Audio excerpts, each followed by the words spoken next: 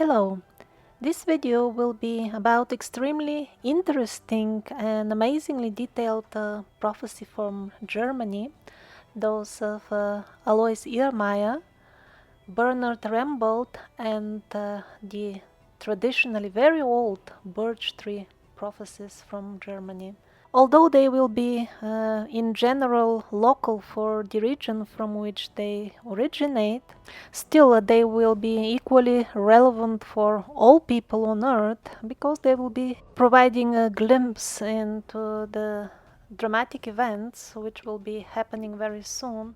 And it is highly advisable to first see the first episode of this series where important questions are answered as how much of all this will be happening and how much is hypothetical, and where do these episodes, which will come in this video, fit into the overall timeline of events which will be coming in the next decade or maybe a bit more. Besides these three sets of prophecies, which are quite an extensive material by itself, I will try to provide like a general overview of the other wars which are to be expected in the tribulation in Bible time terms. Although it will be only a matter of personal opinion if one wishes to see them as separate wars and revolutions and riots, or one continuous war which will be fought on many fronts and continents. Probably the second view of the situation will be more realistic, but ultimately it won't even matter who will fight who, because at the end all the participating armies will be completely annihilated because of the nature of the weapons which we have nowadays. And the purpose of this world war or series of wars will be for humanity to understand how senseless the entire concept of war is. This concept will not exist after that. It's not that the victors will conquer territories as it was until now, and at least in the recent history. I'm not talking about how it was a couple of thousand years ago. And the main purpose for which I will be mentioning details of who will be fighting who will not be to prepare you from now who will be the right and who will be the wrong in this war, but to strengthen your faith in the prophecies once the events start happening, because then the situation will look very hopeless, and the righteous people, the people with noble souls, will find a great source of inner power coming from these prophecies, because without them the situation would look hopeless. While those who will take shelter in the wisdom of the prophecies, they will remain calm, even while outside the world is getting destroyed. And to be able to take shelter in the wisdom of the prophecies, one has to study them in detail so that when the events start unfolding, one will be sure, oh yes, it is exactly as expected, so the good end will come as well. There is no other way. And then towards the end of the video, I'm gonna touch the subject why, after having such precise and amazingly detailed prophecies, the people, not only all over the world, but also in Europe and even in Germany in particular, have heard more about the Mayan prophecies, for example, or Nostradamus. And why? Because the Mayan prophecies, they lack any detail. Also, they were twisted by the media. Everything was done without consulting the actual Mayan elders. And as far as Nostradamus, he's so vague and symbolic that again it is very easy to twist his prophecies. And in contrast with that, the detailed and precise prophecies, they are deliberately hidden from the view of the wide public because many of them reveal in detail and well in advance the insidious plans of the robbers dressed as kings. I like that expression from Kalki Purana.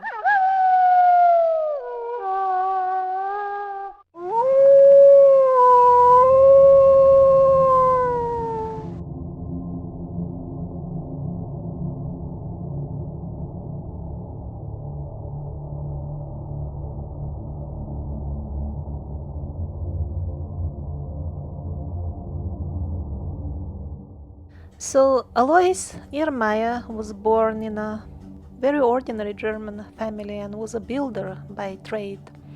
His astral vision opened towards the late years of his life, and at that time he started accepting people and helping them, but always for free.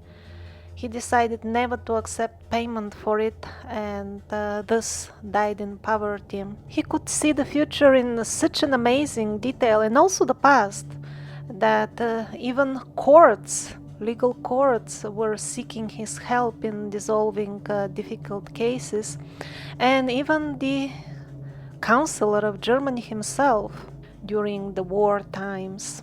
Even the American General Clay, who was the head of the US occupation zone in Germany. There are a couple of websites which have many stories and details of how accurate he would see things.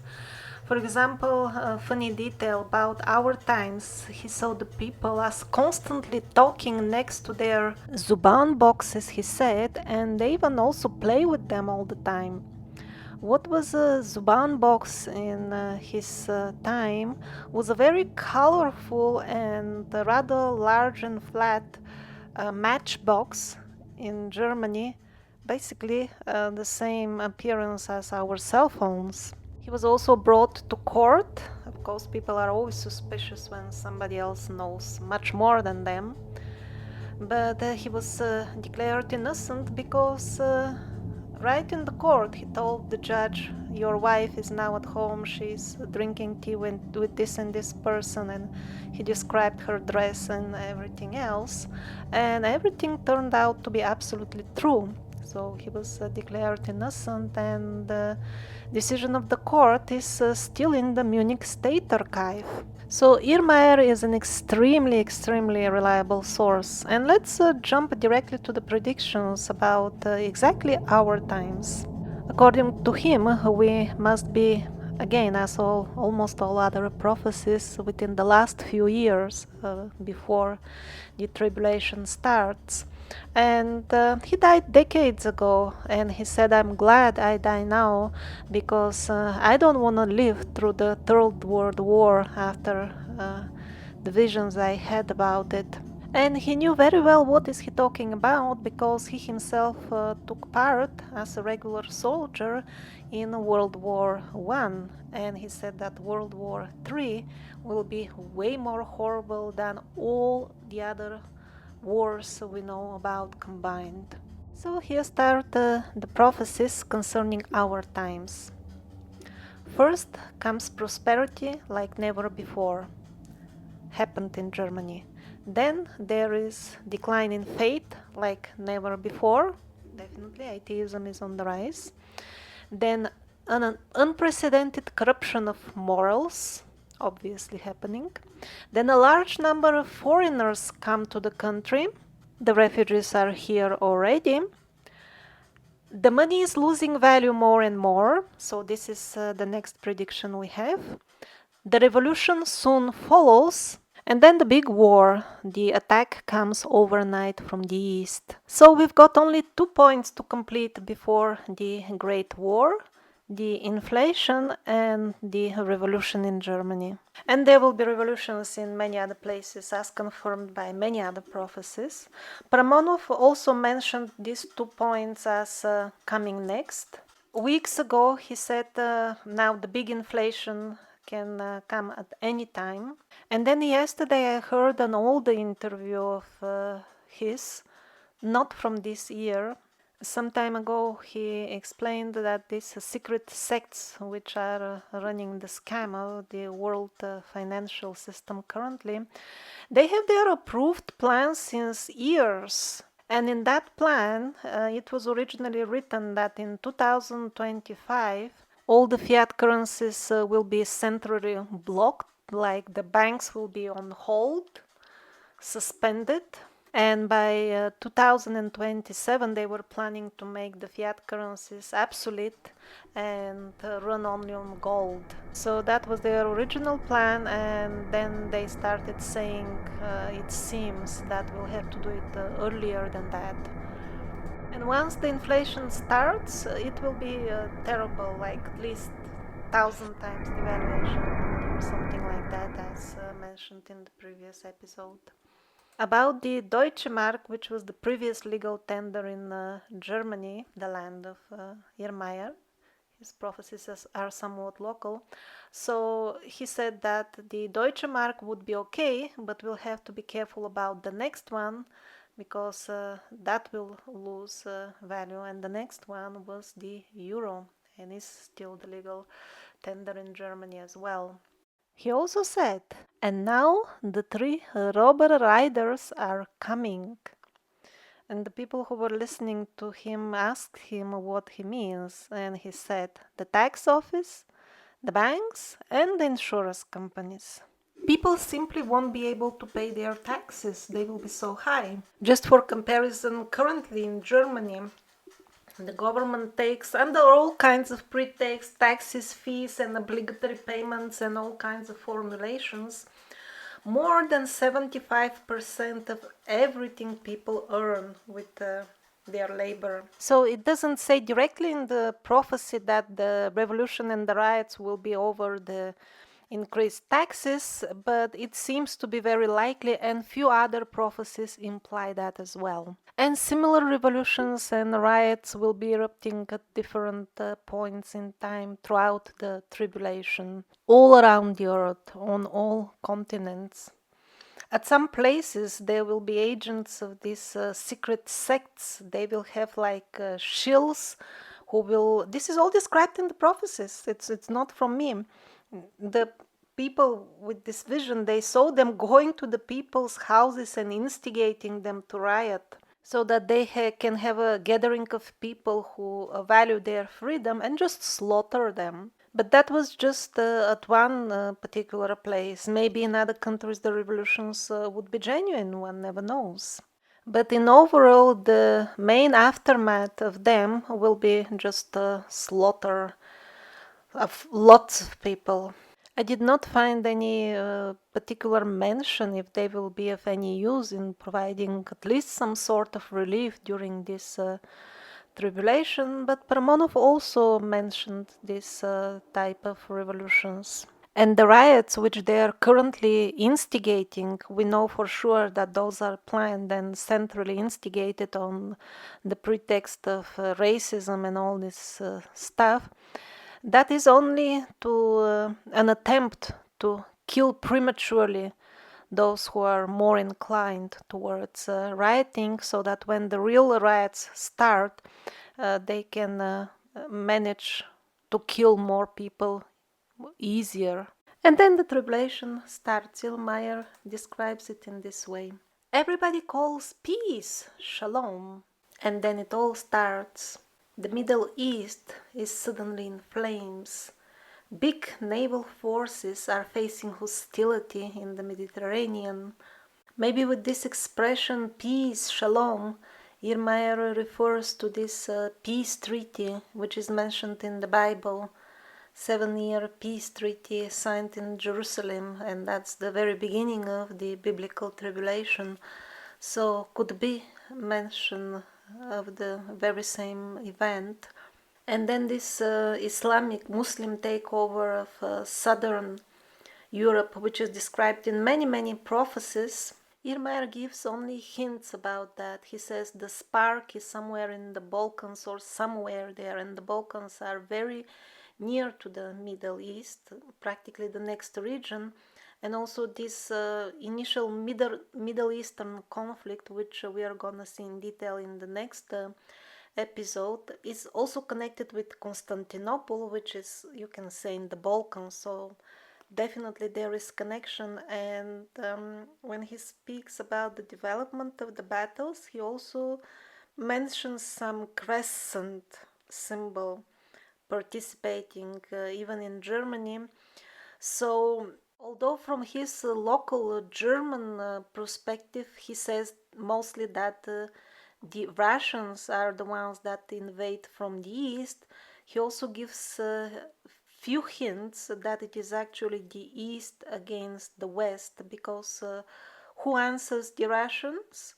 The big country across the ocean, probably US. And it is really not clear if this east-west conflict is going on at the same time as the Islamic invasion, or it is shortly before or after, but it is definitely around the same time or exactly at the same time. Let's see what he says further. The year before the war will be a fruitful year with much fruit and grain. This is also mentioned in a few other prophecies, and that's a gift from God so that the people can prepare. He continues, the war begins at sunrise. It comes along rapidly. The farmers sit in the pub playing cards when the foreign soldiers look through the windows and doors.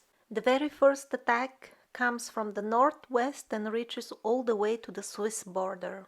And after that, one attack after another. Massive units march from the east into Belgrade and move towards Italy.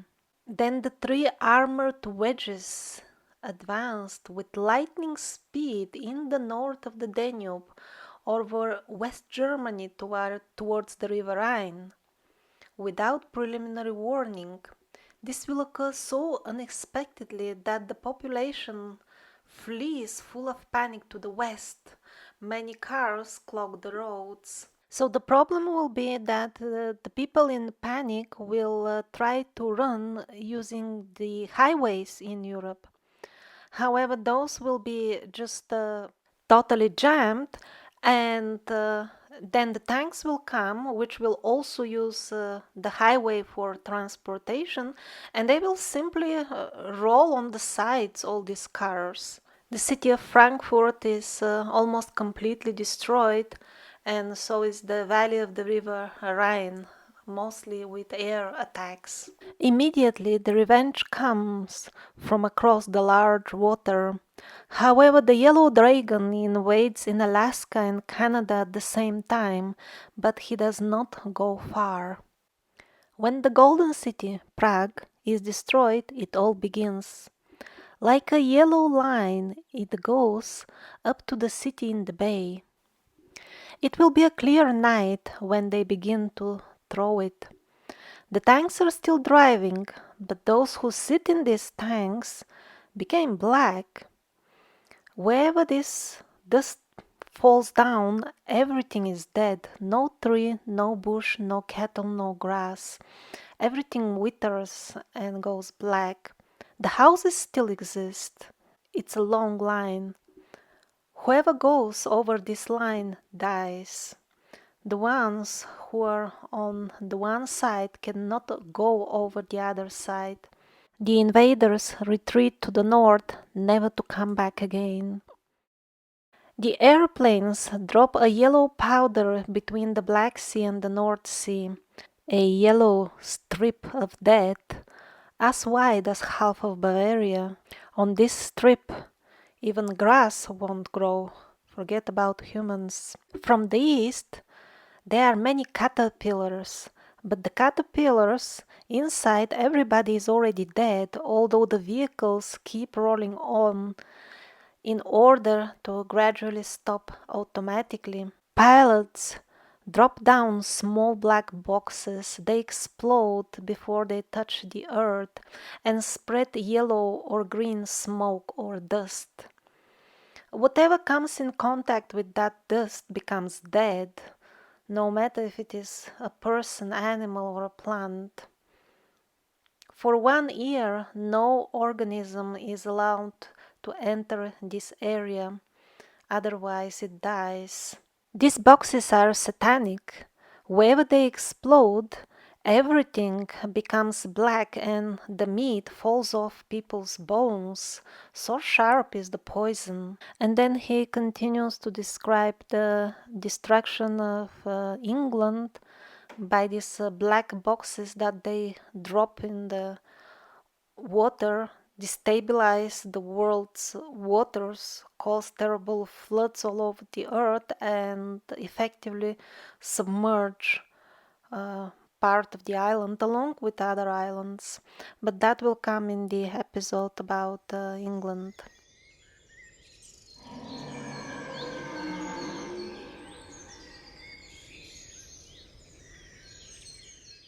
Irlmaier also spoke about this famous couple of days of darkness, which are subject of many genuine prophecies. So something like this is very likely to happen. And it might be worldwide or something which happens over many regions. But let's see his German perspective of the event. During the war, the big darkness comes. It will last 72 hours. It will become dark at a day during the war. Then it will hail, lightning and thunder, earthquakes will tear the earth. Please do not go out of the house at that time. Don't put on the electric lightning. You can put only a candle. There will be no electricity. Those who will inhale the dust will get cramps and die. Don't open the windows. Cover them completely with black paper. All open standing water will become poisonous, and also all meals which have been in the open and not locked in cans. Also, meals in glass containers will become poisonous as they won't be protected completely. Buy few soldered tin cans with rice and legumes so that you do not starve during this period. Tap water will be drinkable but not milk. Outside, as the dust of death swirls around, many people die. After 72 hours, everything is over. But don't go out of the house nor look out through the windows, and keep the blessed candle lit up all the time. It has to be made of 100% beeswax, otherwise it won't burn. The rivers will have so little water at that time that man will be easily able to jump over them. The cattle will fall dead, the grass will become yellow and dry. The people who die will also become yellow and then black. Eventually, the wind will drive the clouds of death to the east.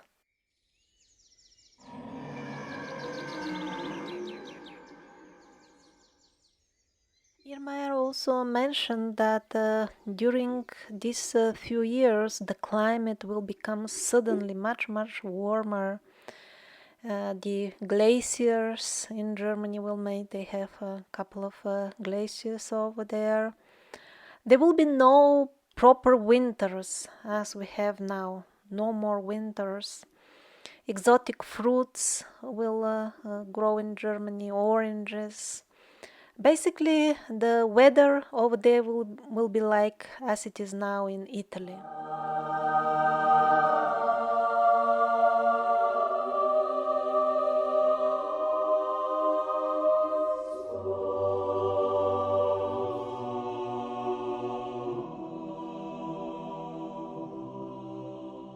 This is what Irlmaier says about the future of Russia. Revolutions break out and a civil war. The corpses are so much that you cannot remove them off the roads anymore. And then the cross comes to honor anew. The Russian people believe in God anew. The bosses of the leader party commit suicide, and in the blood the great guilt is washed off.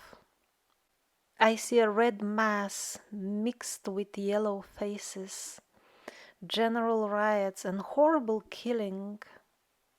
By prayer to God, the monster of hell dies, and the young people believe anew. The war, at least in Germany, will be quite short, he says, maybe something like 3 months. And after the entire tribulation of riots and everything is over, the great peace will start, and the people who will live to see all that will be very, very lucky. By the way, the medieval Indian mystic from Orissa, India, Chutananda, which I mentioned in the previous episode, he had what would be for some people unusual prediction about Russia. He said it will become a Vedic country. But for those who have been following my videos since years, they will understand what he meant. And also the war will be short in Germany, however for Italy they say it will last some 4 years.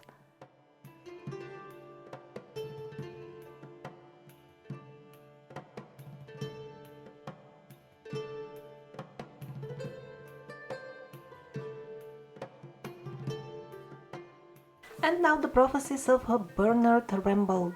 They are remarkably well preserved, considering that they are quite old, and he was illiterate, but a pastor wrote them down. He is also an extremely reliable source.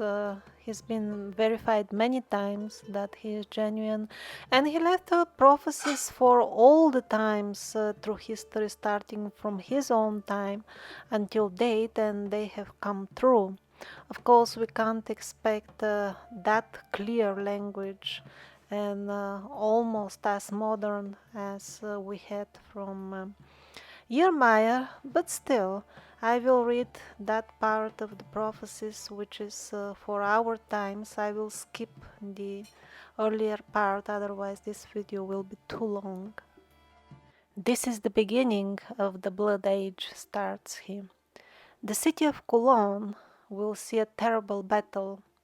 Mostly he is talking actually about locations around his own regions. Again, these are very regional prophecies.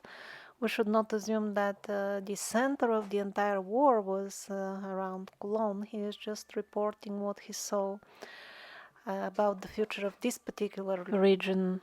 There will be blood until the ankle, but then at the end a foreign king will stand up and fight for victory. Most likely that is the same big country across the big water that Irlmaier is mentioning. The rest of the enemy escapes to the Birch Tree county. Here the last great battle is fought for the good cause. The foreigners brought black death into the country. This could be a reference to the deadly powder they would be sprinkling, or maybe some deadly disease, and by foreigners, well, it can mean pretty much anybody, because many countries will be involved in this war, and everybody will be a foreigner, more or less. What is spared by the sword will be eaten by the plague. At this time, France will be divided. There will be other prophecies in this regard, lots of them in the future episodes. The German kingdom will elect a simple man as emperor.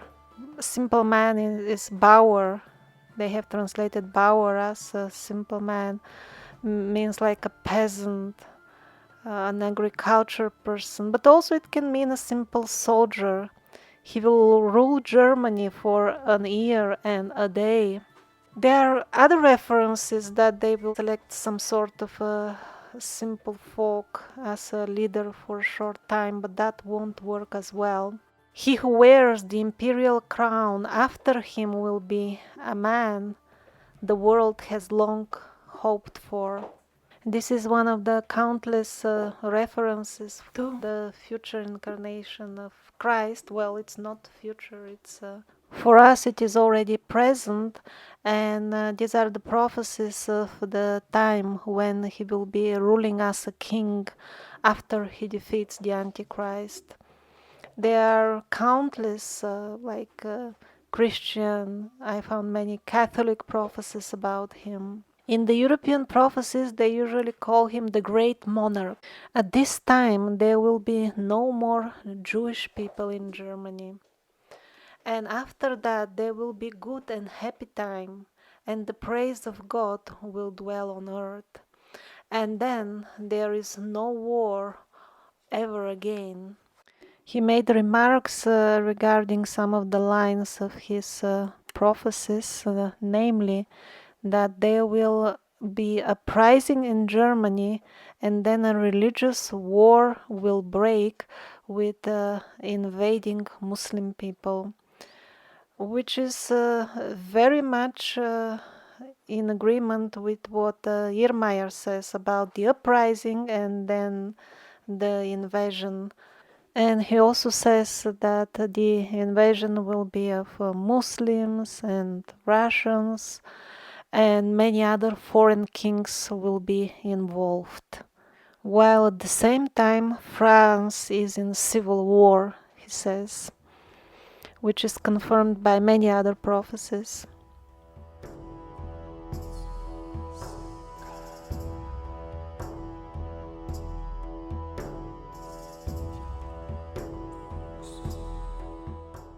So while I hear from the alternative media that in the Western world they are definitely preparing the devils, they are preparing the people for their devilish plan, devilish war, and even private corporations now have hired mercenaries, armies. I hear these people get salaries in tens of thousands per month. And in Russia, actually, very recently, they started recruiting as well extremely actively.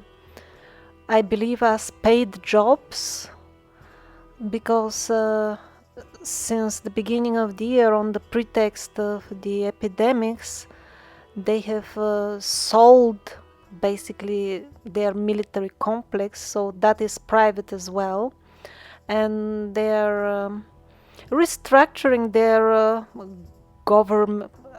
It's not correct to call it government because the Russian Federation is simply a trade firm, as I discussed in previous videos, but now they are making it in a new form. It's basically a colony of a certain Middle Eastern country, which is not news by itself, but it's kind of news that now they are making it even openly. And these young men that they are now recruiting on this type of jobs, if we can call it in such a way, these are the ones that will be in that army from which nobody will return home. In the Bible, this is called the wrath, the anger of God, but this is figurative, it's like a fairy tale. The truth is that these men, they have all the information they need to know what is happening, and still they're applying, they're getting jobs in this type of armies. And it doesn't matter at all, will their part in the war win or lose. At the end, for them personally, they will have to answer in front of God and their own higher self. Why did they get involved? Why did they agree and voluntarily apply for a job in this devilish scheme? So calling it the wrath, the anger of God upon earth, is certainly one way to look at things. And there is some truth in that. But in reality, it's mostly us, as explained in this video. We have normal, sensible politicians who are ready and more than qualified to organize the world very quickly in a way that there will be no war, no starvation. However, they simply don't get enough support from the people. Why? Because everybody has his own but because of this, because of that, and always that but is smaller and more insignificant than the big gain they could have by having complete peace and justice on earth by supporting these politicians. However, most of us have been silently supporting with our taxpayer money the devilish governments. We have not been innocent victims, we have been accomplices in all this. At least in a collective level, some people on individual level refused to be accomplices and did whatever was in their jurisdiction against the devils, because when one sees a crime being committed, it is one's duty to do whatever is in his or her capacity, otherwise one becomes accomplice. So collectively we were accomplices, and within a couple of short years it will backfire on us, and it will happen in such a way that those who remain alive will envy the dead, at least during the difficult years of transition. After that, it will be peace. Finally, they will be able to rest.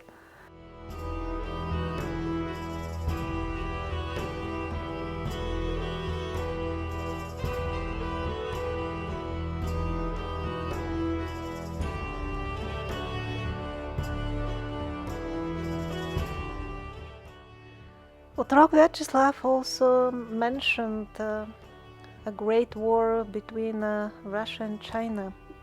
So, what are the new developments? Like years ago, we heard about those underground Chinese cities, which in Russia itself are being built without much publicity, and there is kind of a ban to talk about it in the Russian media. And now we have new suspicious developments along these lines, like for example there was what they called a massive Chinese military drill, which interestingly enough was taking place in Russia. So they opened the borders and this huge army entered, and then isn't it very strange, the army just disappeared. There was a report that nobody knows what happened to it. This is very, very recent. And then there is this Silk Road Highway project, for which they found Japanese investors. Okay, so far so good. But of course, every investor has its own conditions, and strangely enough, their condition was that there will be only Asian workers on this construction. So, in practical terms, the obligation was signed that 2 million Chinese will simply enter and settle down in Russia, of course, and build convenient for them highway into Russia, connecting them, facilitating their entry.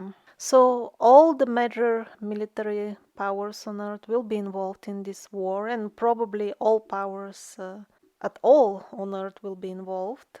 But as I warned in the previous episode, Russia's participation, that of the Russian Federation, this evil, devilish financial institution, should not be confused with the light of Russia, which will be emerging after the war and the great destruction.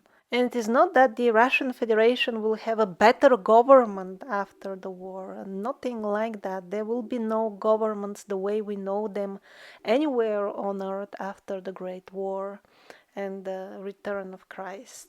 In those times, there will be something which the prophets call kingdoms. However, I think that if I use this term, the people will apply the propaganda distorted image of that they have most likely about the kingdom as or some sort of absolute monarchy and the people having less freedoms even than now. That's why I'm always trying to avoid the use of word kingdoms, although it comes in all the old prophecies. They all say that we will return to kingdoms. And for them, it was the right word of expression because most of them lived or at least have heard about righteous kingdoms. While this will be very difficult to imagine for modern people, that's why instead of kingdom, I give the description of this kingdom, which because I went through many prophecies during the last week when I was preparing for this video, and they describe exactly what Paramonov says. The money will be returned to the people. It will not belong to the governments, to the kings anymore. And the people will be living in absolute freedom. And not because, hurrah, hurrah, finally we are lucky with a good leader. No, because no leader will have the power to restrict the personal freedom of the ordinary people, and the kingdoms will be only as institutions for providing services to the people. And just to finish the overview of some of the wars of the end times, it seems that the Gog and Magog invasion will be something like a major war during these years. It is mentioned many times, but the problem is that it seems who are Gog and Magog differs from source to source, and they might be talking about completely different tribes. From the Bible, it's not possible to understand when will this war happen at all. Although we can say in general that by Gog and Magog in the Bible, it's usually meant the Russian regions or Siberia. However, the Islamic sources give much more detail and precise description and exact timing when the war will happen. According to them, it will happen even after Christ kills the Antichrist. And they have also a very precise description of Gog and Magog. They say it's a very multitudinous tribe, means many, many people. Just they cover everything with people, thousands of them behind every bush. They are very short. They come from Asia and have these elongated eyes, and they live behind the Great Wall. So it seems to be a completely different story. One of the last episodes of this series will be exactly about this Gog and Magog invasion. But again, we don't know, maybe in the Bible, when they say Gog and Magog invasion, they mean the war which was discussed in this episode here, depending on who Gog and Magog is in Bible language.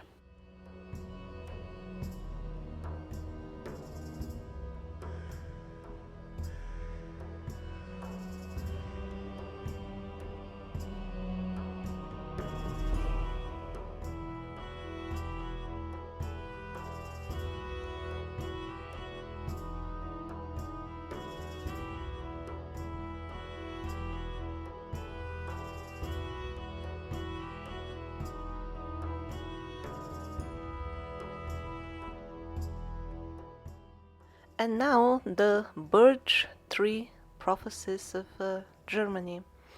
The Birch Tree is believed to refer to the Westphalia region of Germany, where the end battle for Germany in the end times will be taking place. These are very old prophecies, and actually we no longer know by whom were they made originally. However, we know that they were very respected through the ages, and were quoted for centuries by sources all over Germany. Many centuries, they seem to be very old. So, and that's why I decided to include them, because if so many people in the really old times thought they were important, well, most likely they were important. And there is no one single text of the prophecies. Instead of that, they appeared in written form, in some cases as early as 5-6 centuries ago, according to mainstream dating. So I'm just gonna read for you parts of some of the variations of these prophecies. They are not extremely detailed, but here and there we get an extra detail, while the same timeline and development of events as seen in Irlmaier and Trembled remains the same. Two mighty powers will face each other. The struggle between them will begin in the second half of the 20th century. It will overthrow mountains and split up rivers. A great challenge will come to pass, such as no mortal man will have ever expected. Heaven and hell will confront each other in this struggle. Old states will perish, and light and darkness will be put against each other with swords, but it will be swords of different fashion. With these swords it will be possible to cut up the skies and split the earth. A great lament will come all over mankind, and only a small batch will survive the storm, the pestilence and the horror.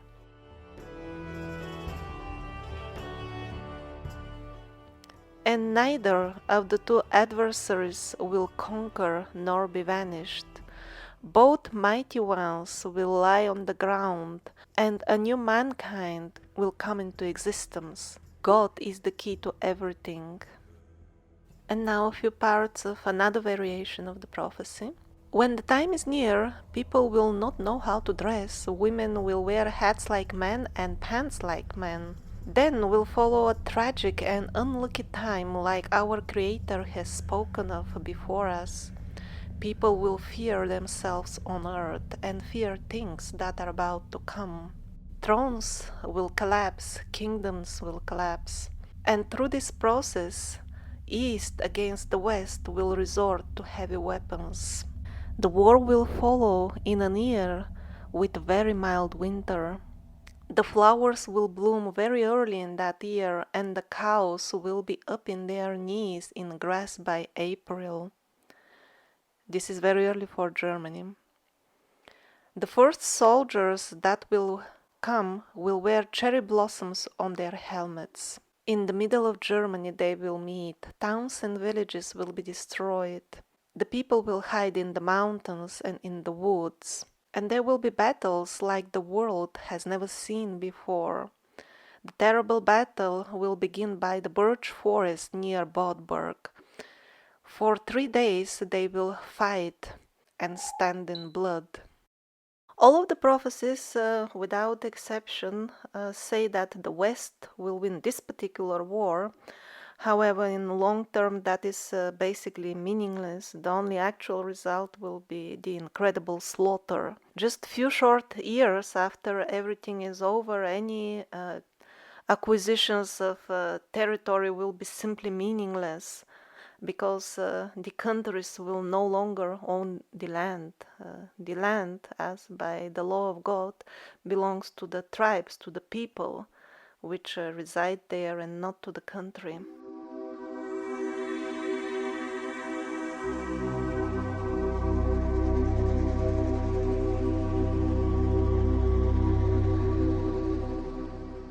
So, as you see, we have incredibly detailed and precise prophecies. In one of the next episodes about the same events as they will be happening in France, there is even much more detail. This Nun Jehani, she literally saw through the ages how these evil spirits trained by hellish masters of secret sects. She actually describes how exactly they conspire and carry out their evil schemes, and what kind of disgusting laws they will pass in the Chamber of Deputies of the National Assembly of France, which she calls the Chamber of Hell. They are utterly exposed, and the predictions don't start which at some point, which for now is in the future. No, they have been happening already for a couple of 100 years. So they are absolutely solid, verified. And do we read about this wonderful knowledge in the newspapers? No, no, no. Only zombie apocalypse style things accredited to the Mayans, although they never asked the Mayan elders. And this is very clever trick that works actually very well for them. They're using this tendency of the people to seek wisdom from the prophecies. They're using it to predictively program the people into zombie apocalypse. And they have also managed to paint even the new big piece, the era of peace, in dark colors by giving more stress on the end of their demonic world and barely mentioning the beginning of the world of light, which is the main point. And this dark end times propaganda has worked very well for the parasites. All these people who say I don't believe the government but still watch government programs, including those disguised as alternative media. Link to this video can be found in the description. And the second wing of this propaganda comes actually from the New Age community. Most of the people who work on that frontier do it unknowingly, and they preach, oh, don't you worry, there are such prophecies, but there are so many endless options of much more favorable and lighter timelines that don't you worry, there shouldn't be much chance in the lottery that exactly the worst timeline will happen. And that is true, but it is only one part of the story. There is actually no lottery, nothing happens by chance. And the dark times of 7 years of tribulation or whatever, something of that range, is the most likely scenario, or to be more precise, I believe that a slightly lighter timeline with slightly less tribulation is most likely. And I see that solidifying more and more, because the nearer the events get, the less chances we have. And for now, I don't see any considerable percentage of the people on changing their ways of thinking. I see no signs or reasons to believe that there will be another change of plans, a transfer to a timeline with even less wars and tribulations and starvation. Actually, I'm not aware of even a single prophecy from a verified prophet which talks about smooth and easy transition. And all these prophecies are given to us not to scare us, but to prepare us. And when the things start and we see that indeed they are developing in this way, and we see how close are we to the timeline described in the prophecies, to make our decisions accordingly. For example, it's easy to figure out that coastal regions and the cities in general will be much more dangerous places to be in those times. Promonov also warns, but I hope this is only regional for Russia, for people to form local defense units in the villages because of the gangs of paid mercenaries. And I also believe that it is extremely important to study all the prophecies very carefully about the end times, and not just this episode about the war because it is so emotional and shocking, because we need to understand that this will last a couple of years, 5 in the most mild version I have heard, and 7 in most of the prophecies. And only after that, when everything appears to be completely lost, only then Christ will openly manifest himself and save us finally.